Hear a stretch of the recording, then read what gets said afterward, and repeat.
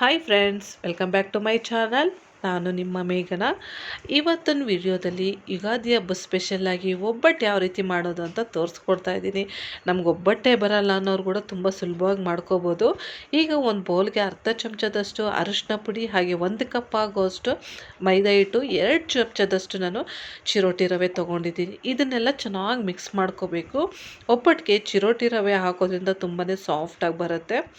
ಈಗ ಸ್ವಲ್ಪನೇ ನೀರು ಹಾಕ್ಕೊಂಡು ಇದನ್ನು ತೆಳುವಾಗೆ ಕಲಿಸ್ಕೋಬೇಕು.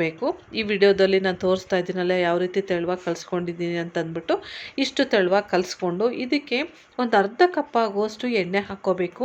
ಎಣ್ಣೆ ಹಾಕ್ಕೊಂಡು ನಾವು ಎಷ್ಟು ಚೆನ್ನಾಗಿ ನಾದ್ಕೊತೀವೋ ಒಬ್ಬಟ್ಟು ಅನ್ನೋದು ತುಂಬ ಸಾಫ್ಟಾಗಿ ಬರುತ್ತೆ. ಈಗ ನೋಡ್ತಾ ಇರ್ಬೋದು ನಾನು ಯಾವ ರೀತಿ ತೆಳುವಾಗಿ ಕಲಿಸ್ಕೊಂಡಿದ್ದೀನಿ ಅಂತಂದ್ಬಿಟ್ಟು, ಮುಟ್ಟಿದ್ರೆ ಸಾಫ್ಟ್ ಫೀಲ್ ಆಗುತ್ತೆ, ಆ ಥರ ಕಲಿಸ್ಕೊಬೇಕು. ಈಗ ಇದಕ್ಕೆ ನಾನು ಒಂದು ಪ್ಲಾಸ್ಟಿಕ್ ಕವರ್ನ ನಾನು ಕ್ಲೋಸ್ ಮಾಡ್ತಾ ಇದ್ದೀನಿ. ಯಾಕಂತಂದರೆ ಡ್ರೈ ಆಗಬಾರ್ದು ಅನ್ನೋದಕ್ಕೋಸ್ಕರ. ನಿಮ್ಮ ಮನೇಲಿ ಕ್ಲಾತ್ ಇದ್ದರೆ ಅದರಲ್ಲಿ ಕೂಡ ನೀವು ಇದೇ ರೀತಿಯಾಗಿ ಕ್ಲೋಸ್ ಮಾಡಿ ಇಟ್ಕೊಬೋದು. ಈಗ ನಮಗೆ ಹಿಟ್ಟು ರೆಡಿಯಾಗಿದೆ. ಸೊ ಇವಾಗ ನಾವು ಹೂರಣ ಯಾವ ರೀತಿ ಮಾಡ್ಕೊಳ್ಳೋದು ಅಂತ ನೋಡ್ಕೊಬರೋಣ. ಇದರಲ್ಲಿ 2 ಕಪ್ ಆಗೋಷ್ಟು ತೊಗರಿಬೇಳೆ ತೊಗೊಂಡಿದ್ದೀನಿ, ಹಾಗೆ 2 ಚಮಚದಷ್ಟು ಕಡಲೆಬೇಳೆ ತೊಗೊಂಡಿದ್ದೀನಿ.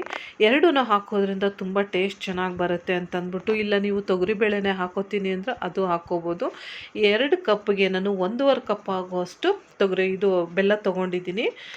2 ಕಪ್ಗೆ 1.5 ಕಪ್ ಆಗೋಷ್ಟು ತೊಗೊಂಡಿದ್ದೀನಿ. ಹಾಗೆ ಏಲಕ್ಕಿನ ನಾನು 7ರಿಂದ 8 ಆಗೋಷ್ಟು ತೊಗೊಂಡಿದ್ದೀನಿ.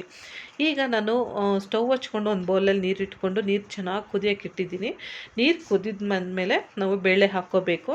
ಈಗ ಅರ್ಧ ಚಮಚದಷ್ಟು ಎಣ್ಣೆ ಹಾಕ್ಕೊಂಡಿದ್ದೀನಿ. ಎಣ್ಣೆ ಹಾಕೊಳ್ಳೋದ್ರಿಂದ ಬೇಳೆ ಚೆನ್ನಾಗಿ ಬೇಯುತ್ತೆ ಅಂತ ಅಂದ್ಬಿಟ್ಟು, ಈಗ ನೀವು ನೋಡ್ತಾ ಇರ್ಬೋದು ಬೇಳೆ ನಾನು ಬೇಯಿಸಿಟ್ಕೊಂಡಿದ್ದೀನಿ. ಇದು 85% ಆಗೋಷ್ಟು ನಾವು ಬೇಯಿಸ್ಕೋಬೇಕು. ಇದರಲ್ಲೇ ಏಲಕ್ಕಿ ಬೆಲ್ಲ ಎರಡೂ ಸೇರಿಸ್ಕೊತಾ ಇದ್ದೀನಿ. ಸೇರಿಸ್ಕೊಂಡು ಇದನ್ನು ಒಂದು ಸತಿ ಸ್ಪೂನಲ್ಲಿ ಚೆನ್ನಾಗಿ ಮಿಕ್ಸ್ ಮಾಡಿಕೊಂಡು ಫುಲ್ಲು ತಣ್ಣಗಾಗಕ್ಕೆ ಬಿಡಬೇಕು. ತಣ್ಣಗಾದ್ಮೇಲೆ ಒಂದು ಮಿಕ್ಸಿ ಜಾರ್ನಲ್ಲಿ ಹಾಕ್ಕೋತಾ ಇದ್ದೀನಿ ಫ್ರೆಂಡ್ಸ್. ಏಲಕ್ಕಿ ಇದರಲ್ಲೇ ಹಾಕಿ ರುಬ್ಬೋದ್ರಿಂದ ಫ್ಲೇವರ್ ತುಂಬ ಚೆನ್ನಾಗಿರುತ್ತೆ. ಸೊ ನೋಡ್ತಾ ಇರ್ಬೋದು ಹೂರಣ ಕೂಡ ರೆಡಿಯಾಗಿದೆ. ಇದಕ್ಕೆ 1 ಕಪ್ ಆಗೋಷ್ಟು ಕಾಯಿ ತುರಿ ಹಾಕ್ಕೋತಾ ಇದ್ದೀನಿ. ನೀವು 2 ದಿವಸ 3 ದಿವಸ ಹೂರಣ ಇಡ್ತೀವಿ ಅಂತಂದರೆ ಹಾಕ್ಕೊಳ್ಳೋಕೆ ಹೋಗಬೇಡಿ, ಹೂರಣ ಕೆಟ್ಟೋಗ್ಬಿಡುತ್ತೆ ಕಾಯಿ ಹಾಕೋದ್ರಿಂದ. ಅವತ್ತೇ ಮಾಡ್ತೀನಿ ಅಂತಂದರೆ ಮಾತ್ರ ಕಾಯಿ ತುರಿ ಹಾಕ್ಕೊಳ್ಳಿ. ಈಗ ನೋಡ್ತಾ ಇರ್ಬೋದು ಹಸಿಟ್ಟು ಯಾವ ರೀತಿ ತುಂಬ ಸಾಫ್ಟಾಗಿ ಬಂದಿದೆ ಅಂತಂದ್ಬಿಟ್ಟು, ಈಗ ಒಬ್ಬಟ್ಟು ಯಾವ ರೀತಿ ತಟ್ಟೋದು ಅಂತ ತೋರಿಸ್ತಾ ಇದ್ದೀನಿ. ಈಗ ಈ ಥರ ಮಣೆ ಮೇಲೆ ನಾನು ಒಂದು ಕವರ್ ಇಟ್ಕೊಂಡಿದ್ದೀನಿ. ಕವರ್ ಬೇಡ ಅಂತಂದರೆ ನೀವು ಬಾಳೆ ಎಲೆ ಇಲ್ಲ ಬೈಂಡಿಂಗ್ ಕವರ್ ಬರುತ್ತೆ, ಇಲ್ಲ ಒಬ್ಬಟ್ಟು ತಟ್ಟೋದು ಕವರ್ ಬರುತ್ತೆ, ನಿಮಗೆ ಯಾವ್ದು ಅವೈಲೇಬಲ್ ಇದೆಯೋ ಅದರಲ್ಲೇ ಮಾಡ್ಕೊಬೋದು. ಈಗ ಎಣ್ಣೆ ನಾನು ಚೆನ್ನಾಗಿ ಸೋರ್ಕೊಂಡು ಸ್ವಲ್ಪ ಇದನ್ನು ನಾನು ತಟ್ಕೊತಾ ಇದ್ದೀನಿ. ಇದಕ್ಕೇ ನಾನು ಈ ಚಪಾತಿಗೆ ಎಷ್ಟು ತೊಗೊತೀವಿ ಅಷ್ಟು ಆಗೋಷ್ಟು ಹೂರಣನ ಚೆನ್ನಾಗಿ ಇದನ್ನು ರೌಂಡ್ ಮಾಡಿಕೊಂಡು, ಈಗ ಮೋದಕಗೆ ಯಾವ ರೀತಿ ಫಿಲ್ ಮಾಡ್ಕೊತೀವಿ ಆ ಥರ ನಾನು ಫಿಲ್ ಮಾಡ್ಕೊತಾ ಇದ್ದೀನಿ. ಆದರೆ ನೀವು ಒಬ್ಬಟ್ಟು ತಟ್ಟಬೇಕಾದ್ರೆ ಮಾತ್ರ ಕವರ್ಗಾಗಲಿ ಕೈಗಾಗಲಿ ಎಣ್ಣೆ ಚೆನ್ನಾಗಿ ನೀವು ಸ್ಪ್ರೆಡ್ ಮಾಡ್ಕೊಬೇಕು. ಇಲ್ಲ ಅಂತಂದರೆ ತಟ್ಟಾಗ ಚೆನ್ನಾಗಿರೋದಿಲ್ಲ. ಅದಕ್ಕೋಸ್ಕರ ಈಗ ನೋಡಿ ಎಷ್ಟು ತೆಳುವಾಗುತ್ತೋ ಅಷ್ಟು ತೆಳುವಾಗಿ ಇದನ್ನು ತಟ್ಕೋಬೋದು. ಕೊನೆಯಲ್ಲಿ ನಾನು ಏನು ಮಾಡ್ತಾಯಿದ್ದೀನಿ ಅಂತಂದರೆ ಇನ್ನೂ ಸ್ವಲ್ಪ ತೆಳುವಾಗಿ ಬರಬೇಕು. ಅದಕ್ಕೆ ಲಟ್ಟಣಿಗೆಗೆ ಸ್ವಲ್ಪ ಎಣ್ಣೆ ಸವರ್ಕೊಂಡು ನಾನು ಆ ಕಡೆ ಈ ಕಡೆ ಸೈಡಲ್ಲಿ ಸ್ವಲ್ಪ ದಪ್ಪ ಇರೋದನ್ನು ಇನ್ನೂ ಸ್ವಲ್ಪ ತೆಳುವಾಗೆ ತೀಡ್ಕೊಂಡಿದ್ದೀನಿ. ಸೊ ನೋಡ್ತಾ ಇದ್ದೀರಲ್ಲ ನೀವು ಎಷ್ಟು ತೆಳುವಾಗೆ ನಾನು ಅಗಲವಾಗಿ ತೀಡ್ಕೊಂಡಿದ್ದೀನಿ ಅಂತಂದ್ಬಿಟ್ಟು. ಈಗ ಹೆಂಚಿಟ್ಕೊಂಡಿದ್ದೀನಿ, ಹೆಂಚು ಕೂಡ ಕಾದಿದೆ.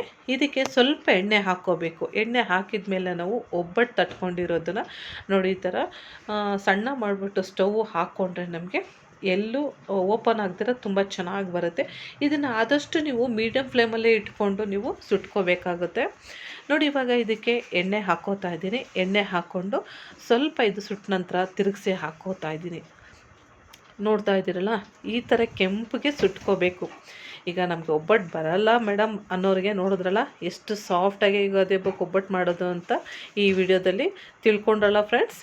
ಈ ವಿಡಿಯೋ ಇಷ್ಟ ಆದರೆ ಲೈಕ್ ಮಾಡಿ, ಶೇರ್ ಮಾಡಿ, ಹಾಗೆ ದಯವಿಟ್ಟು ನನ್ನ ಚಾನಲ್ನ ಸಬ್ಸ್ಕ್ರೈಬ್ ಆಗೋದು ಮಾತ್ರ ಮರಿಬೇಡಿ. ಟೇಕ್ ಕೇರ್ ಫ್ರೆಂಡ್ಸ್, ಬಾಯ್.